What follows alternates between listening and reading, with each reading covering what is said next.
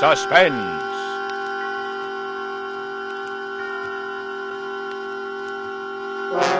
Radio's outstanding theater of thrills brings you an hour, a full 60 minutes of suspense. Tonight, our stars, Miss Helen Walker and Mr. John Beale. Our story, Deadline at Dawn by William Irish. A suspense play produced and directed by Anton M. Leader.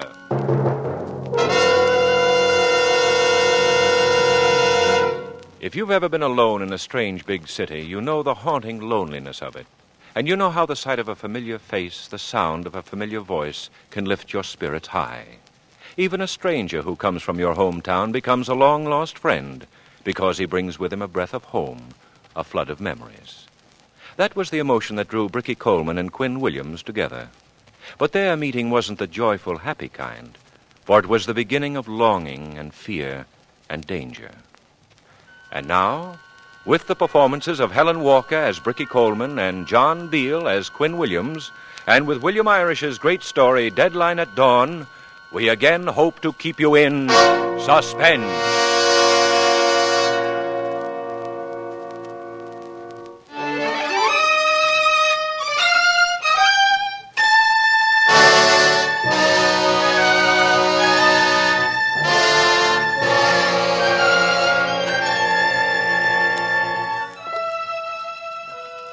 Until I met him, men were just pink dance tickets to me.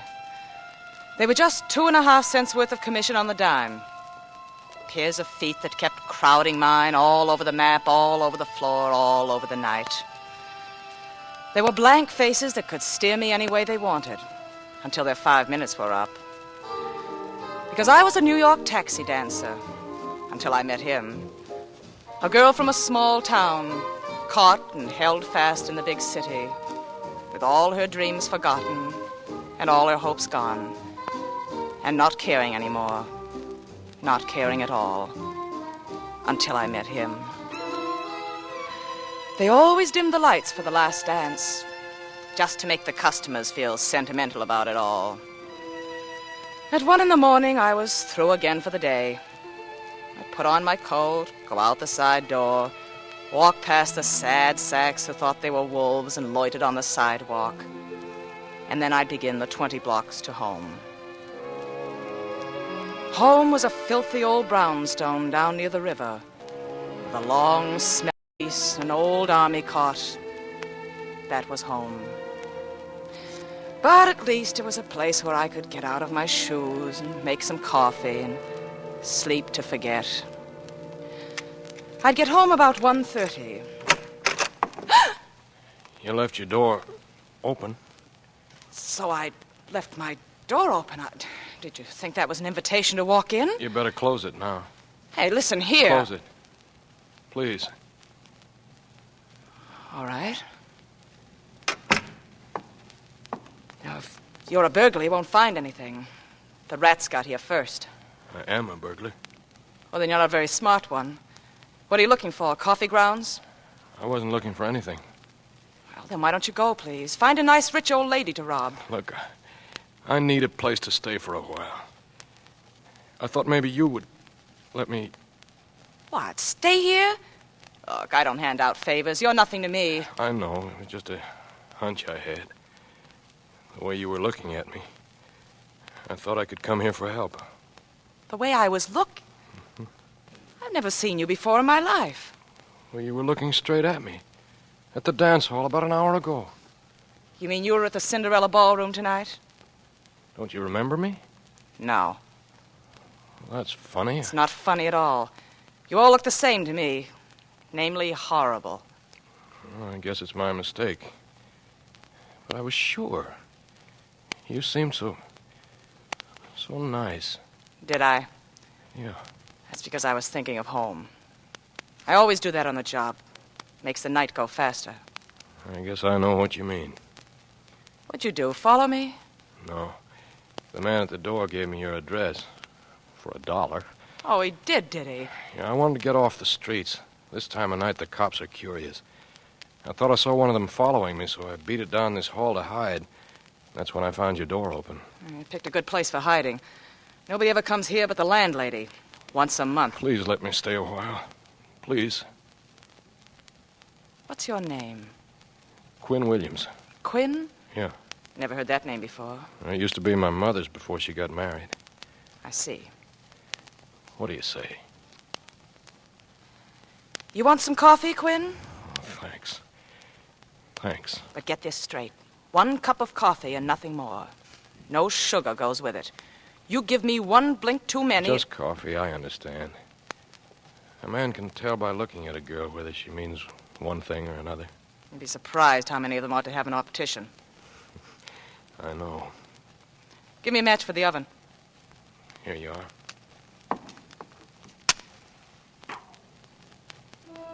I got the oven lit and reached down some cups and saucers and watched him. Not that I was worried. I wouldn't have closed the door if I hadn't thought I could handle him. It was only that he was so young, and his face was so tight and strained. He'd been beat by the city. Must have been like taking candy away from a baby. And he trusted me because I'd smiled at him while I was dancing. And he thought that smile was for him. I wished it was all of a sudden, because he was different. Coffee won't be long. Well, that's all right. I'm in no hurry. You're pretty young for a burglar, aren't you? Well, it doesn't take much training. Where'd you come from? And how'd it happen? Oh, I come from a little town. It's nothing much, but I like it. I'm a hick myself. Yeah? Well, my place is Glen Falls, Iowa. What's yours? What's the matter? What? Nothing. Oh, I thought I said something wrong. Oh, no, you said something right. It's crazy, a crazy coincidence, but I come from Glen Falls, too. Honest? Honest. What? That's amazing. I know it is. What street did you live on? Anderson, up near Pine Street, the second house down between Pine and Oak. Quinn, we're neighbors. What? I live just across the street from you. Well, how is it we never met? I don't know. I came here 5 years ago. Oh, I've been here a year. You must have come to New York before we moved in. Sure. Wait a minute. Have you got a brother with a lot of freckles? Yeah, Johnny. He's just a kid, about 18. My sister's been writing to me about her new boyfriend, a boy named Williams. How perfect he is, except for the freckles, and of course they'll wear off. Oh, that's Johnny. Ah, so you're the boy next door. Well, we'd probably have known each other very well if you'd stayed home. I know. I wish you had stayed. I do, too. What's your name? Ruth Coleman. Everybody at home calls me Bricky. They started it because I know, because of your hair, huh? That's right. Do you ever feel that you want to go back? Every day. There's a bus leaves New York every morning at 6. I know, I've inquired. I've got the fare sewed up in my mattress. Why haven't you gone? Because my mother thinks I'm dancing in a Broadway show, because I'd be too ashamed, because it's so hard to go back. Yeah, but you ought to go, Bricky. This morning at 6 o'clock. It's hard. You ought to go back. Hard going back alone. If someone could come with me, Would you come home too, Quinn? No, Bricky. You want to escape from the city, don't you? Just like me. You want to go back? Yeah, sure I do. Well, then come with me. If it's the fare you're worried about, I've got enough for both of us, including a good dinner in Chicago. Anything for the boy next door, Quinn. Thanks, Bricky, but it's too late. The police will be looking for me around 8 o'clock this morning. Oh, yeah.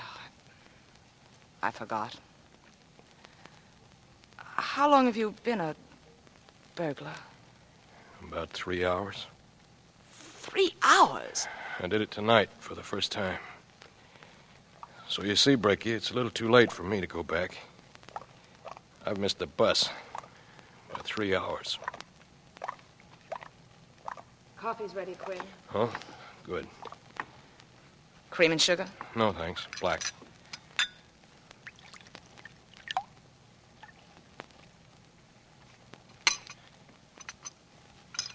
Was it easy? Very easy. Why'd you do it? You'll do anything when you've gone for 4 days without eating. Oh. But it's funny. After I'd done it, I went straight to the best restaurant in town. I looked at the menu and got ready to order everything on it. 2 helpings of everything. But I couldn't eat. So I got up and walked out. That's when I began to think cops were trailing me. I'm not used to being a robber. So you still got it all with you? $2,500 in cash. Divided up into small rolls in all my pockets. You want to see it? No. Neither do I.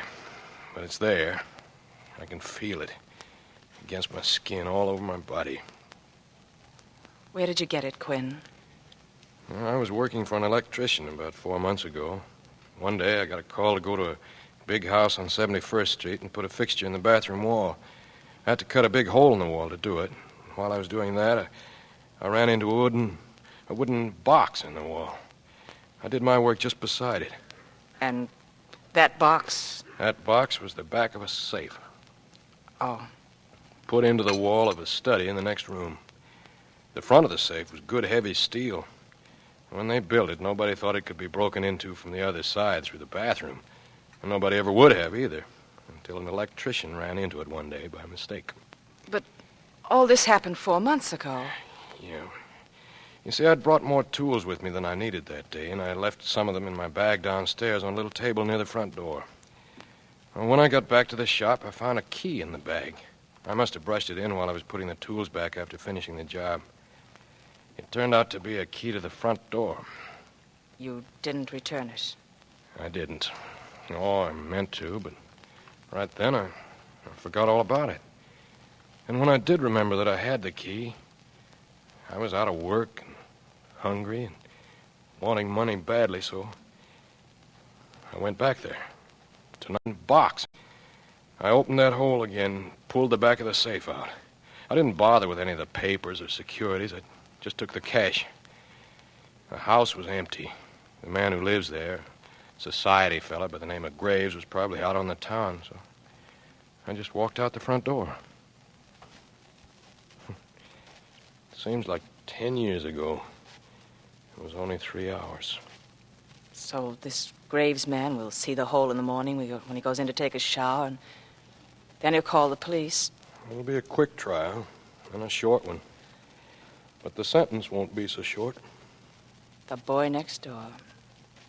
The boy you wave to when you come in or out of your gate. The grinning boy next door, friendly as a puppy. Go back, Bricky. It's where you belong. It's the only kind of life for you. Come with me, Quinn. I've told you I can't. They've got a long arm. They'll find me. And I'd rather have them find me here in the city. Have you still got the key? The key you went in with? Yeah. Why?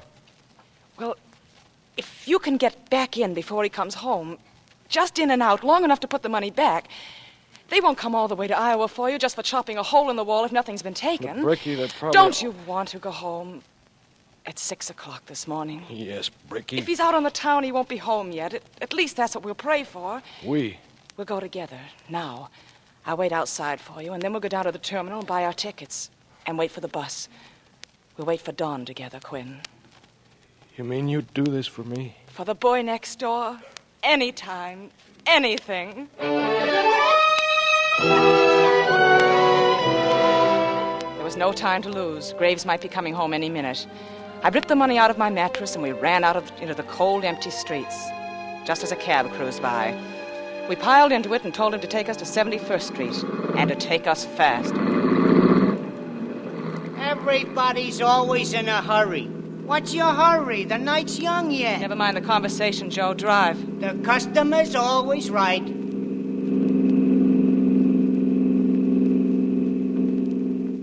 I just remembered. What? I can't pay for this cab unless I use some of our capital. I don't care what you use, pal, just so it's money. Don't worry about it. You'll get paid. I'll pay him. We don't want to use any of our capital, not a single penny. It's all got to go back. Bricky, when we get out of this, when we get back home, I'll thank you then. I'll find a way to thank you. 71st Street. Any special number? No, just let us out here on the corner.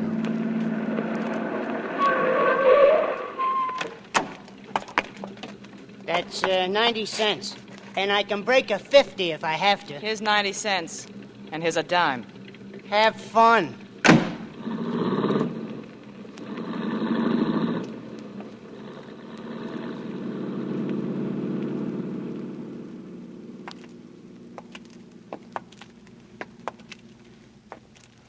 Well, here we are.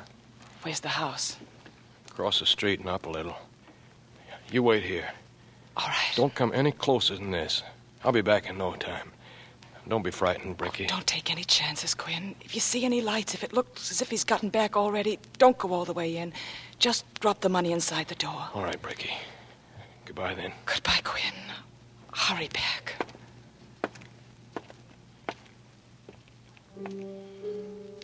I waited for him there in the chilly night, on the dark, empty street. Why? I knew better. New York had taught me one thing, and that was never to be a sucker for a man. But then, this was no man. This was the boy who lived across from me on Anderson Street in Glen Falls, Iowa. The boy who'd come here to do big things, to lick the town, and instead, he'd been licked. Instead, he was hiding in the dark, sneaking along the streets, helpless. The boy next door. Then I suddenly crouched back into a doorway. A patrolman was coming on his tour of duty.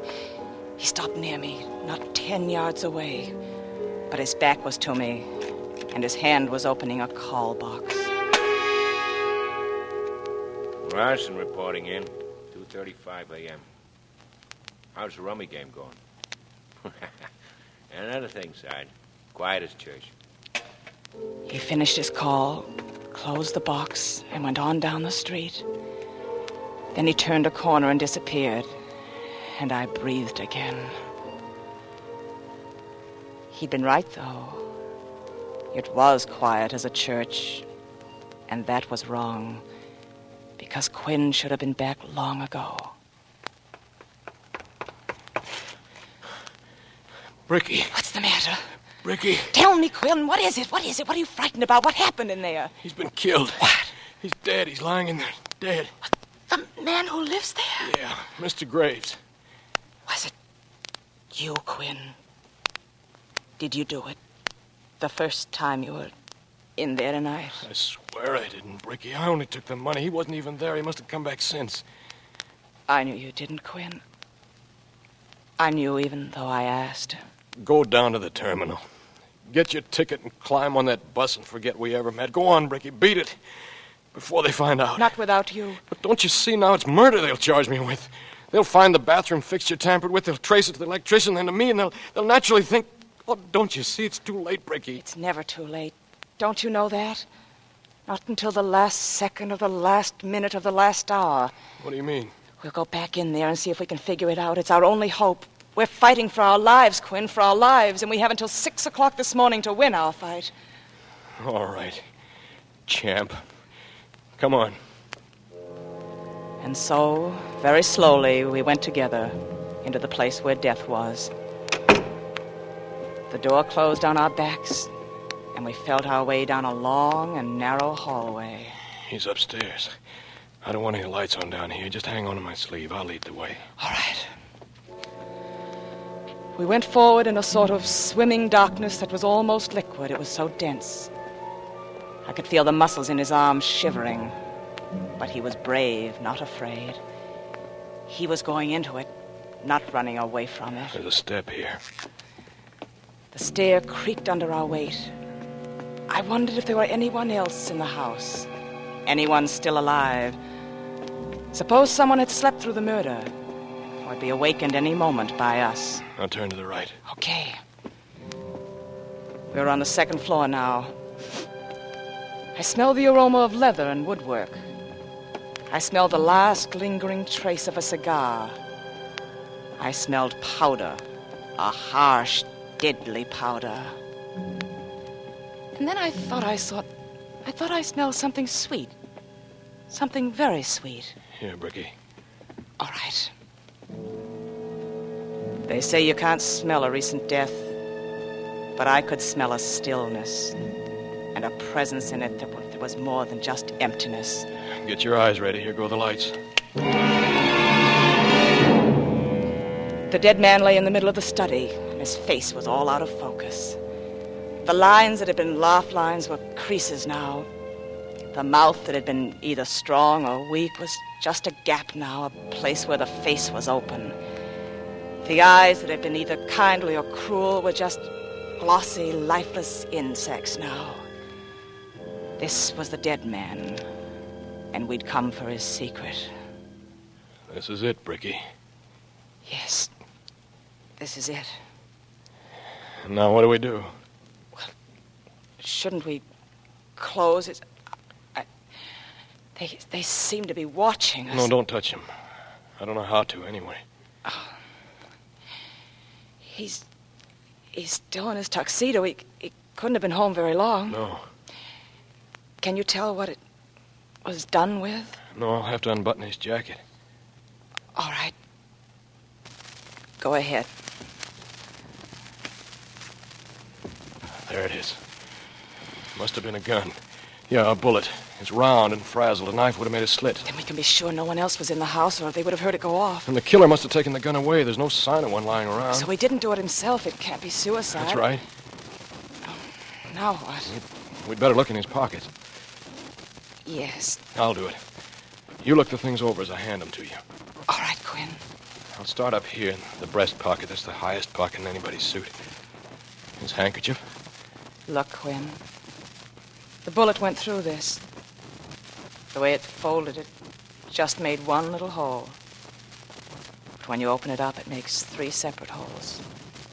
Like when you cut papers and make them into patterns. The one on the left side's empty.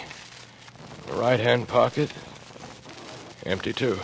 Try inside the jacket. Yeah. Take out everything, no matter what it is. All right. Cigarette case, silver, Tiffany's. 3 cigarettes in it. The wallet. 2 5s and a single. 2 ticket stubs from tonight's show at the Belasco, C112 and 114. So we know where he was from 8:30 to 11. Anything else? Business cards. Stafford, Holmes, Inglesby, whoever they are. Oh, and a snapshot. Girl in riding togs. Let's see that. Yeah, it's the same ones in the silver frame over there on the desk. To Stephen with love from Barbara. Then she didn't do it. If she had, she wouldn't be there on his desk anymore. Just the silver frame, maybe, but not her anymore. That's common sense. All right, let's go on. I'll have to lift him a little. Go ahead. Left rear in the trousers. Nothing. Right rear. Spare handkerchief. Left side. Nothing. Right side. Match folder. Some loose change. Latch key. That's it. Not much help. Do we know what we're doing, Bricky? Oh, I don't know. Quinn? What? A man who's a cigarette smoker, and we found that case in his pocket, would he go in for cigars, too? Maybe. Some people smoke both. But would he smoke 2 cigars, alone, by himself? Look, Quinn, 2 butts in this tray. Yeah. And the tray's between 2 chairs facing each other.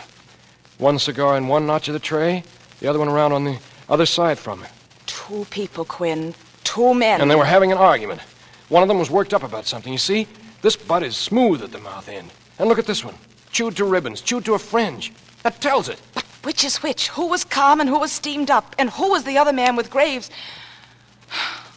Oh, Quinn. Wait a minute. Here's something. What? Must have fallen out of his pocket. He was probably sitting on it. Fine. Another book of matches. That's just it. Another one. Graves had some on him, so this is the other man. And did he leave his name on it? No, but he was excited. Look how many matches he used up just on that 1 cigar. Well, the folder could have been half used up before he began. Well, maybe, but here, take this. What does it tell you? It tells me to chew Dawson's gum. Not the cover, inside. I don't know. What are you driving at? Now, wait. Here, take my matches.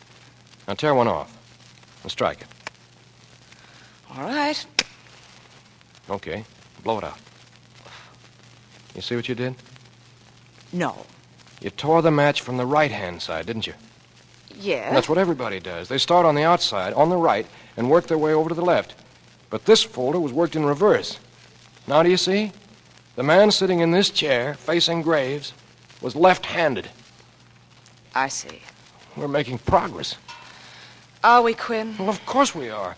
We know this man was rattled about something, that he whittled away 15 matches to one cigar, and then mangled it to ribbons between his teeth, that he was probably on bad terms with Graves, and that he's left-handed. Fine. Only you've missed something. What?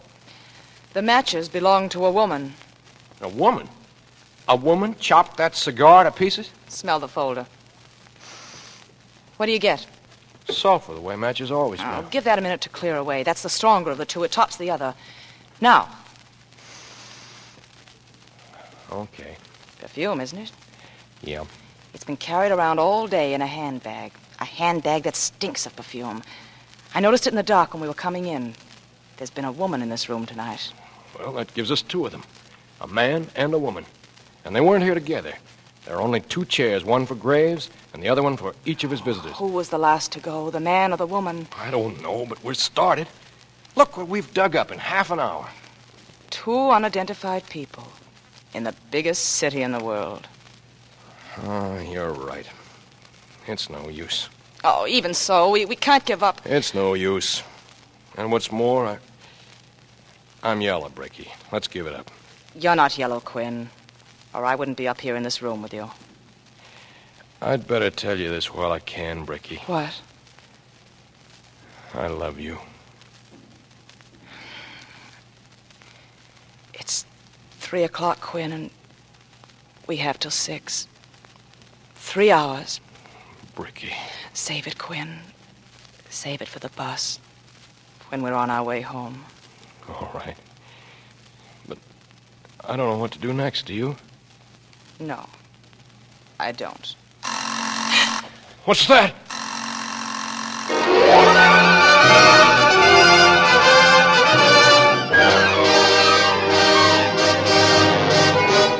In tonight's full hour of suspense, Helen Walker and John Beale co-star in Deadline at Dawn by William Irish. Tonight's study in Suspense.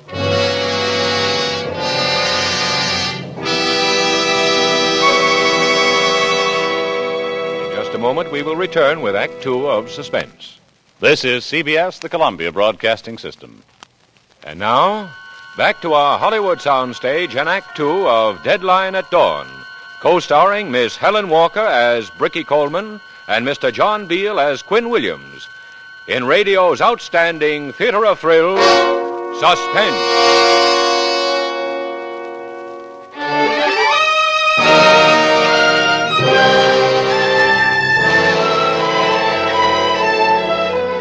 All the emotions of a lifetime have been crowded into one night for Bricky Coleman and Quinn Williams.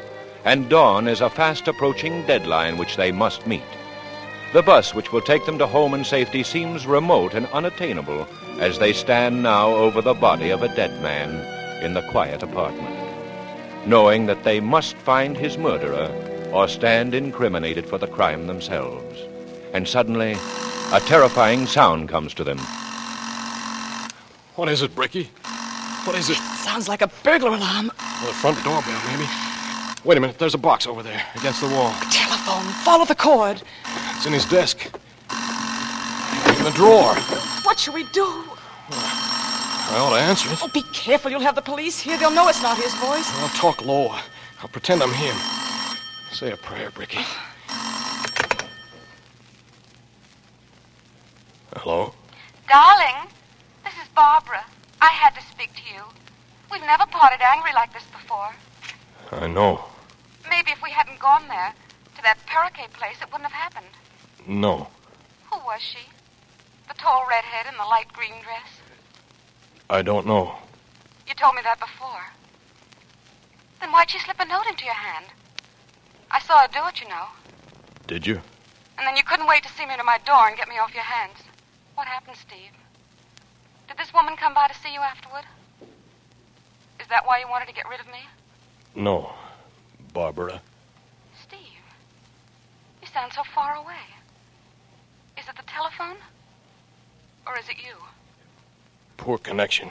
You sound so cagey. As if someone were there now. Can't you talk louder? I'm sorry. What's going on there? This is Stephen, isn't it? She's catching on. I'm sunk. Take your hand away from the mouthpiece and turn it my way. Sugar, come on. I'm getting tired of waiting. How much longer are you going to stand there talking? I'm sorry, Stephen. Forgive me. I didn't know. You can hang up now. I feel like a heel. Well, stop it. We don't have time. The Paraquet. That's a nightclub, isn't it? Yes, on 54th Street. A woman slipped him a note, Quinn. Our woman. Could be. Do you think he tore it up? Well, maybe not. Maybe he wanted to have a good look at it when he got home, alone. Let's look again. Well, I went through those pockets pretty carefully. I'm sure it's not there. We might have missed something. Quinn, turn him over again. All right.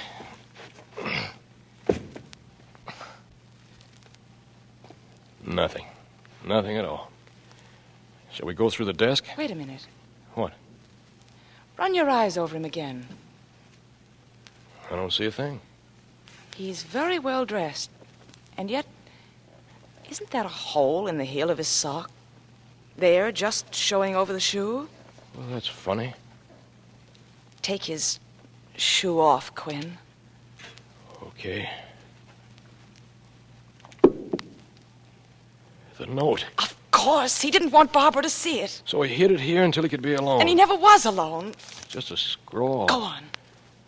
Mr. Graves, I'd like to speak to you in private after you've taken the young lady home.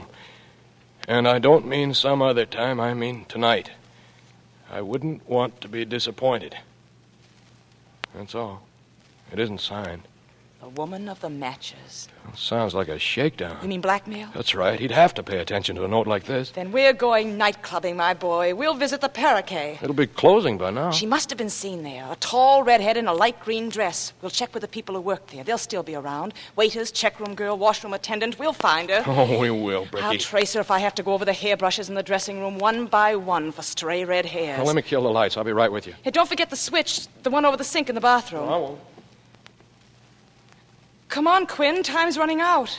In a minute.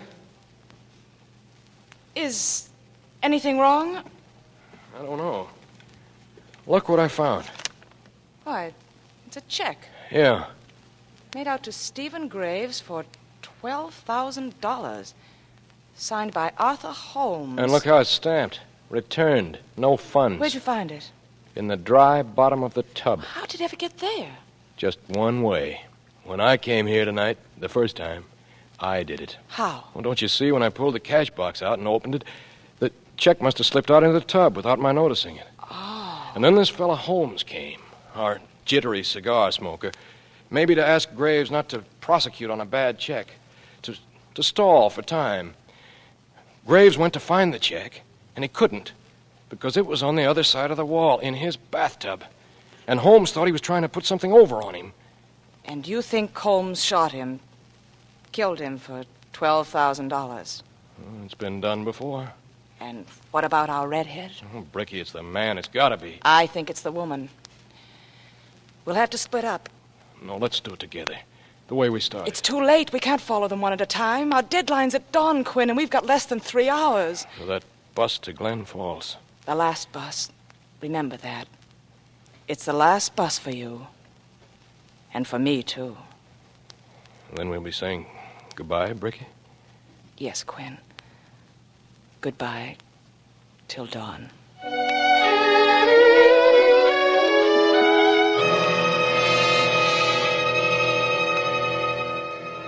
We went down into the empty streets without talking to each other again.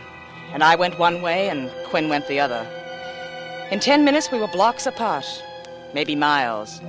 But it seemed to me that I was still at his side, still with him, as he finally found an all-night drugstore and went back into a booth. I knew he'd dial all the Arthur Holmeses in the book and talk to a lot of angry, sleepy people. And then he'd find the right one, the Arthur Holmes we wanted. What would Quinn do then? What would he say? What would happen?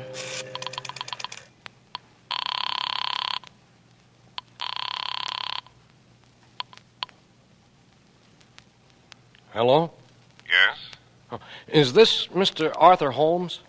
Who is this? Well, Mr. Holmes, you don't know me. Who is this that wants to speak to Mr. Holmes? The name isn't known to you, Mr. Holmes, but... What makes you think this is Mr. Holmes?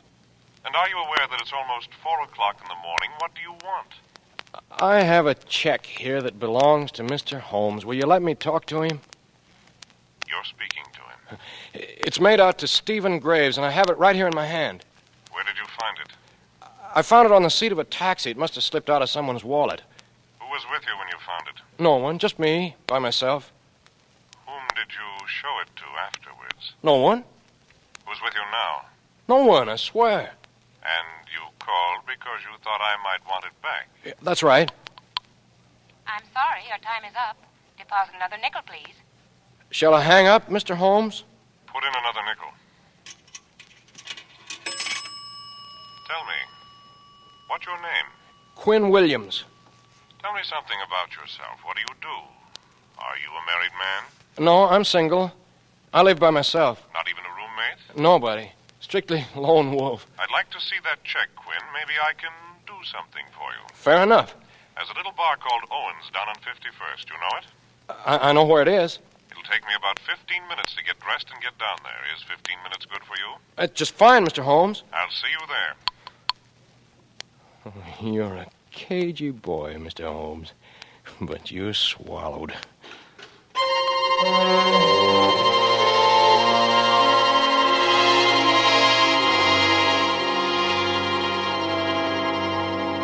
Quinn?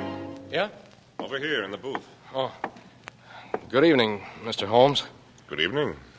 Sit down, won't you? Yeah, I will.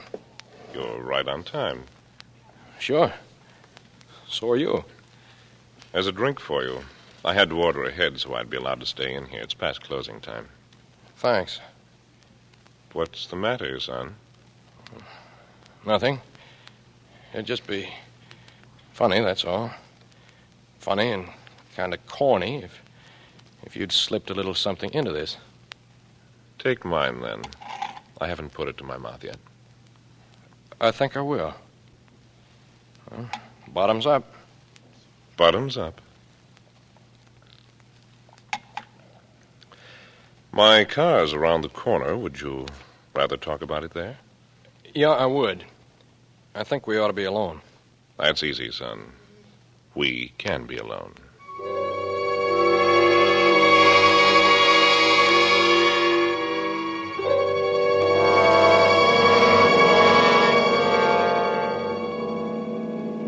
That's enough driving. Pull up. I just thought we'd coast a bit. We can't sit talking at the curb at this hour. We'll have a cop down on us sticking his nose into the car. What's wrong with that?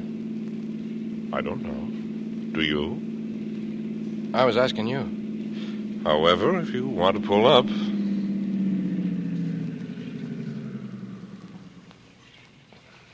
The East River. A mighty mysterious place at this time of day. You're pretty close to the edge, aren't you? The wheels are blocked. You're not nervous, are you?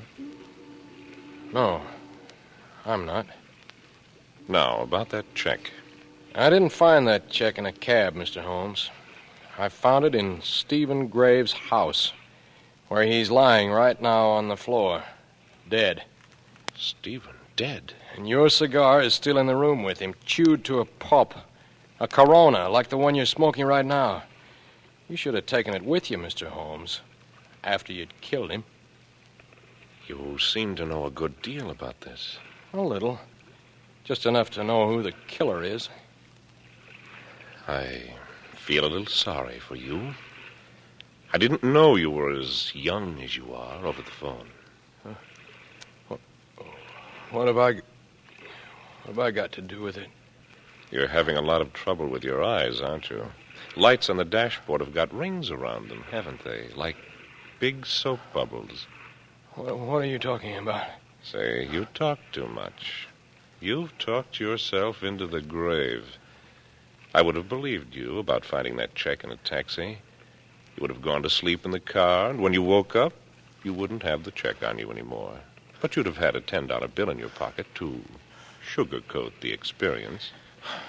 head weighs too much, doesn't it? Too heavy for your neck. My head. You should have stuck to your own drink, son.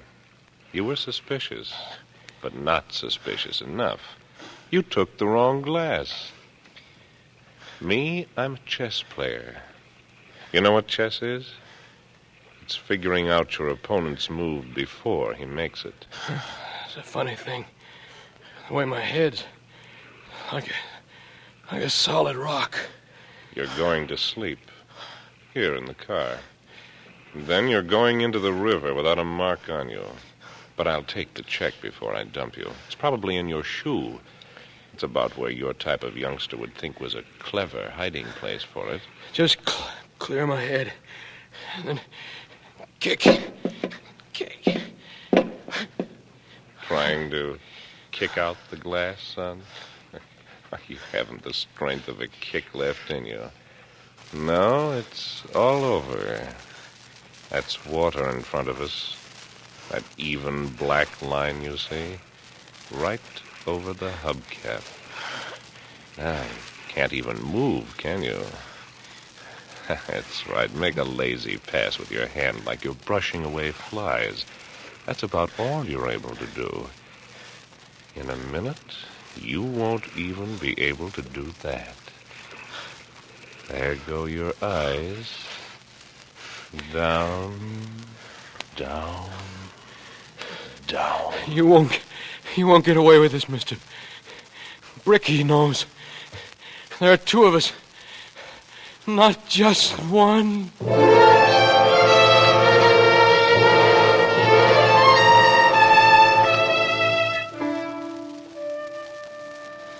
And so I walked away from Quinn, and I was alone again. I'd met him only a few hours before, and with him I'd met my past and my home and everything I loved and wanted. And now I was alone again.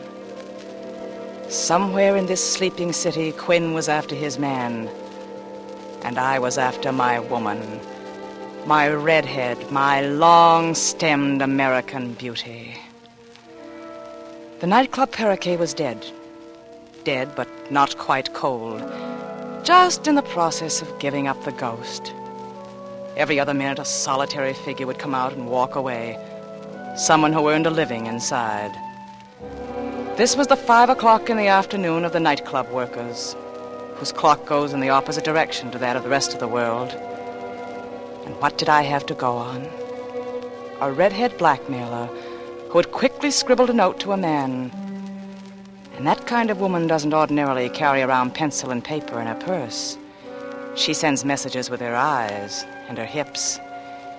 If she wants a pencil, she's got to borrow it from the help. Excuse me. Huh? What's the matter? You work here, don't you? I'm in the check room till something better turns up. Why? Well, I wondered, did my friend in a light green dress, a redhead, did she borrow a pencil from you tonight? It works the other way around, honey. The men take out their pencils and give me names and addresses and telephone numbers. I got a fistful. But didn't a woman... It's no dice, honey. I don't even see any women in my stall. Oh. Another long day. My feet swell up all the time. You want to try Epsom salts? Water as hot as you can stand. Excuse me. Well, my name's Jerry. But don't let the name stand in your way. I'm looking for my friend, a redhead in a light green dress. Did she borrow a pencil from you tonight? Not at my end of the bar. How about it, Frank? Sure, Joan Bassett. About midnight. She's always borrowing something and forgetting to give it back. How that girl forgets. Well, that's the way Joni is. Do you know where I can find her? Well, try the Concord. That was the last address. But she's probably moved by now. Oh, thanks, fellas. Can't I do anything for you? Another time, Jerry. Okay, that's a promise. Another time.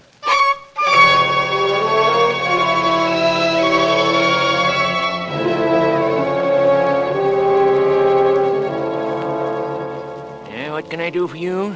Be friendly, Pops. Say hello. Hello. That's better. Hey, what do you want, a room? We full up? What room's my girlfriend got? I want to run up and tell her something. You know, Joni. Joan Bassett? Yeah, Joan Bassett. Only we don't have to be so formal. She's in 409, sugar. Hey, wait a minute, I'll try you. Oh, skip that. She don't have to put on no airs with me. Who's she kidding? I know she's 2 weeks behind no rent. All right. you know her that well, go on up.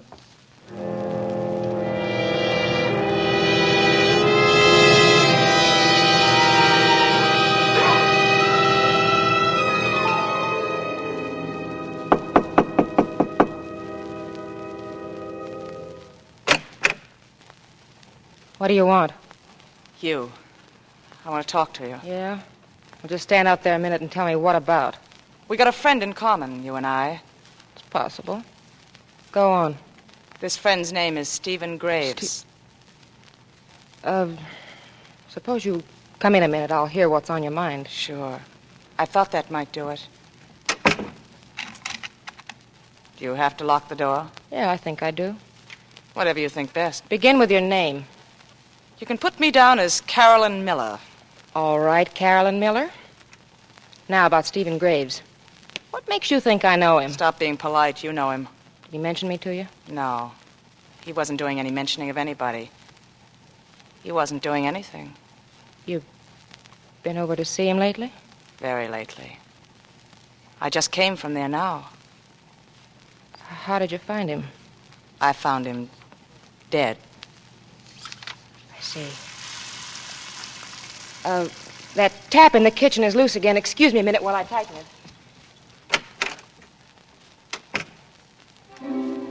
I'd known we weren't alone the moment I came into that room. And I knew that faucet in the kitchen was a signal for a quick conference.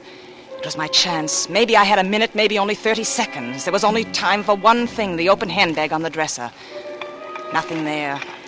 Lipstick, powder, usual junk.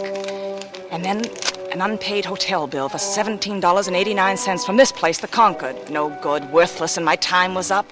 Yet something screamed at me to hold on to it, to slip it inside my stocking high up and to get back into my chair.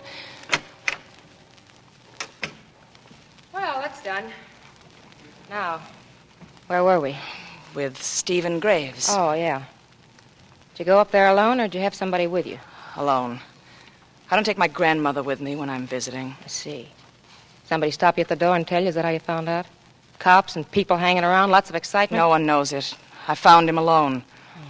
I had a key to the house that he'd given me. I went up, and there he was. Dead. What'd you do? Holler bloody murder and bring everyone down on the place? I got out of there fast and quiet. I don't want to be mixed up in it. Smart girl. And all this happened just a little while ago, huh? Yeah. Nobody knows yet but you? Me and you. Did you come here alone? All alone. Everything I do alone. I guess I've hit the jackpot. Yeah, you sure have, baby. You've hit it hard. Make it tight, Griff, so she can't make any noise. It's tight.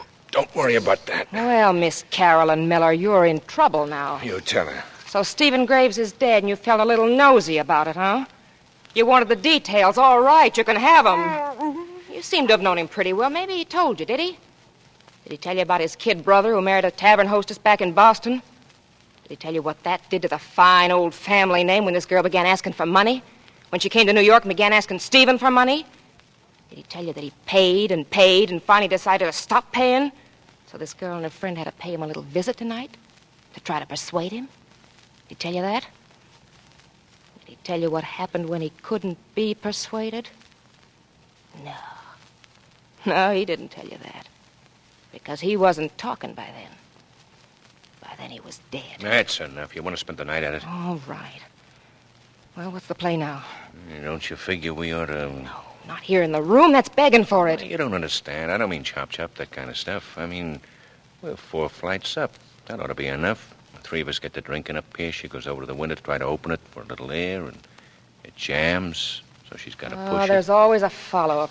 It's a little messy. Let me take care of Yeah, this. like you took care of the other. When I told you just to throw a scare into him so he'd come across. Huh. Well, some scare you threw at him, Griff. Yeah, I scared him right out of his skin, right out of his hide. Well, I don't want you to be so impulsive this time. Well, then let's blow. We'll stuff her in the closet. Backs up against a dead wall so she'll never be heard. All right. It'll be days before they get around to busting the door down. Yeah, we'll be far away by then. Yeah, far away. Okay, I can pack in 10 minutes. Les, I'll give you a hand. Hey, wait a minute. I'm missing that hotel bill. It must have fallen somewhere on the floor. No, don't worry about that. He can make up a new one for you down at the desk. Oh, yeah, sure, that's right. Well, shall we get her out of the way first? Yeah. Hang Carolyn Miller in the closet. Oopsie daisy. Make her comfortable, Griff. Sure. We want to be extra nice to her because there's a little fresh air in there. It'll only be a minute. Griff, Yeah, what's the matter? put her down. Well, what do you mean? Put her down, quick! Oh, I ought to have my head examined. You mean you slipped on something? Yeah, forgot. We both clean forgot. What was it tipped her off to me?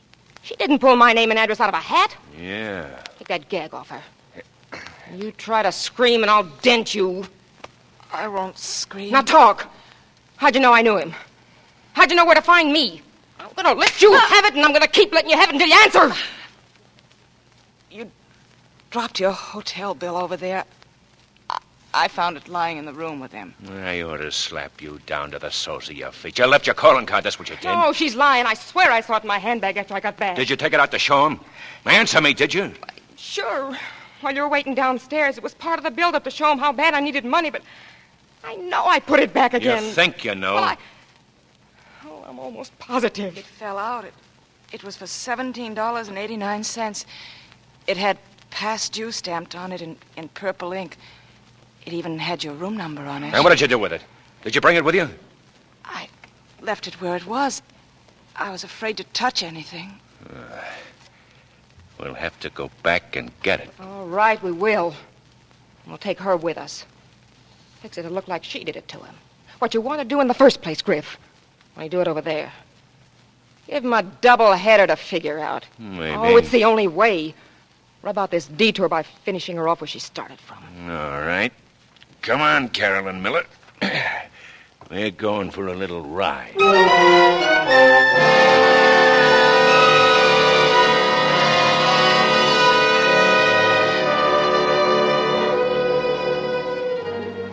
And so I went back into Stephen Graves' house for the second time that night. They pushed me ahead of them in the darkness, whispering to each other not to use any lights yet, just as Quinn and I had done a few hours before. Or was it a few years before? Then we were in the study, and the lights were snapped on, and the dead man was still on the floor. And nobody stepped forward to say, "Bricky, is that you?" No, he wasn't there. Quinn wasn't there, waiting to help me, to save me. Now, let's do what we have to do and get out fast. No, not yet. There's something else first. Well, you. Where is it? Where's that hotel bill? Where'd you say you saw it? Over there by him is where I said. What? And you believed me. Then you didn't. You lied. I lied. Where is it? Where have you got it? That's your little problem. Let me have the gun. I'll do it. Here it is, Griff. Get away from him. Move over. Stand still, Carolyn Miller. I want to come real close. I want them to worry about whether it's suicide. Yes, Griff. I'll stand still. Good girl, Carolyn. Good girl. It didn't hurt. It didn't hurt at all. And I opened my eyes to find out why. Griff stood in the middle of the room, his face contorted, an arm squeezing hard around his neck. And behind his face was another face, a face I knew, Quinn's face, the boy next door, fighting for me, fighting to save me. Then Quinn went down, all lopsided, and Quinn was on top, punching at him again and again, and Joan was racing across the room with an andiron, raising her hand. I never played football as a little girl, but on this night I decided it was time to try.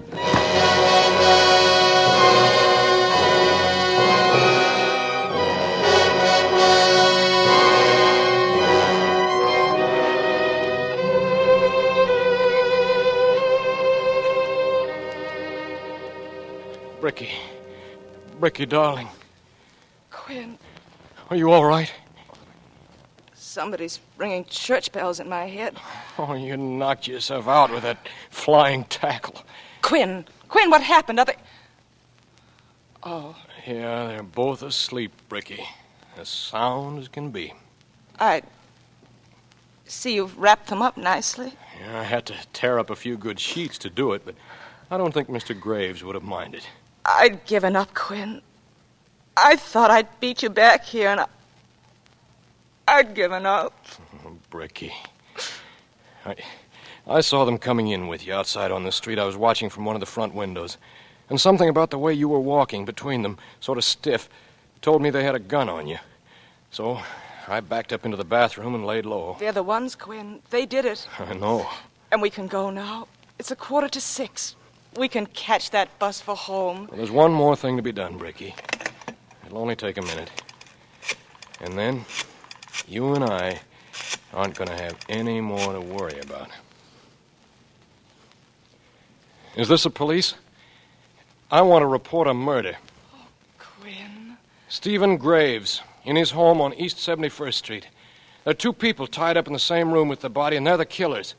You'll find a special delivery letter in the desk from Graves' younger brother, and that'll tell you the reason for the killing. What? No, this isn't any rib. I wish it was. Me? Well, just a guy who happened to be passing by. We can take their car. He left his keys in it. Come on, Quinn, hurry.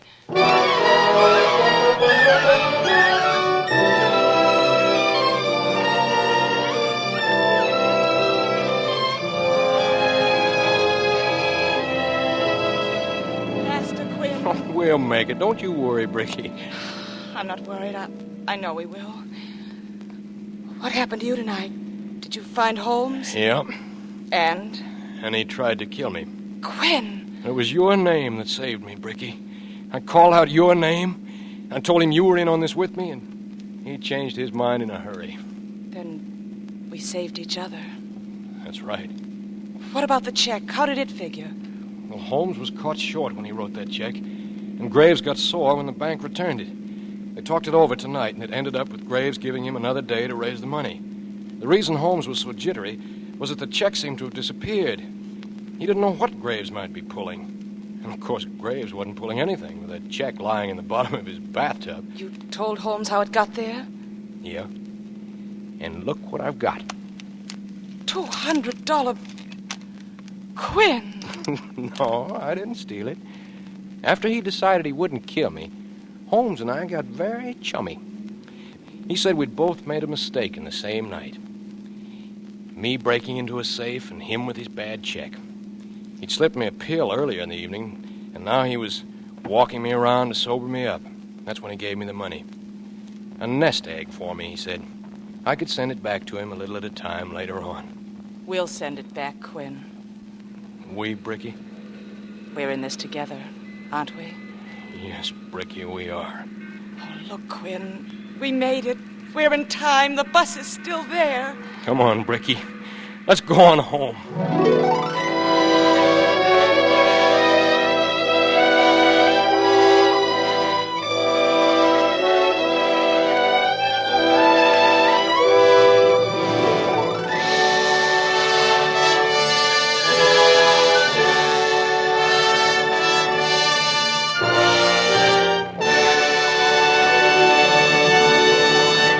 Thank you, Helen Walker and John Beale, for your truly wonderful performances as Bricky and Quinn. And to Lillian Byeth, Rye Billsbury, Edith Tackner, Buddy Gray, and Bill Johnstone, thanks for your splendid support. With this performance, Suspense leaves the air for a short vacation period. We will return on Thursday at 9 p.m. Eastern Daylight Saving Time, starting Thursday, July 8th. With an outstanding series of gripping suspense stories featuring the acting of your favorite stars of the screen. Watch for the new Suspense series starting Thursday, July 8th. Miss Helen Walker may soon be seen in My Dear Secretary, and Mr. John Beale will soon be seen in Paramount's Abigail, Dear Heart. Deadline at Dawn by William Irish was adapted for radio by Irving Ravitch and was produced and directed by Anton M. Leader. Lud Gluskin is our musical director and conductor. Lucien Marowek composes the original scores. Be sure to watch for the new half-hour series of radio's outstanding theater of thrills, Suspense. This is CBS, the Columbia Broadcasting System.